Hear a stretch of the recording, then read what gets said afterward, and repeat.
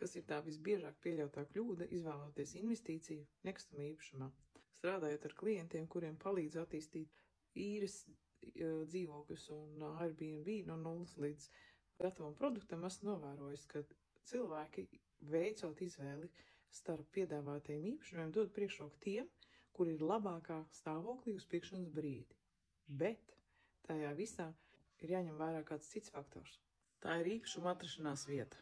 Ieguldot nedaudz vairāk līdzekļus remontā, īpašumā, kurš atrodas daudz labākā lokācijā, ilgtermiņā nopelnīs daudz lielāku summu. Tā kā pirms veids iegādi noteikti pakonsultējies ar profesionāļiem vai cilvēkam, kas ar to nodarbojās. Un tad izdari pareizo izvēli. Bet, ja tev interesē ieguldījumi nekustamā īpašumā ārpus Latvijas, teiksim, Airbnb izveidi Itālijā vai ilgtermiņa īres dzīvokļu Igaunijā, tad droši raksti man.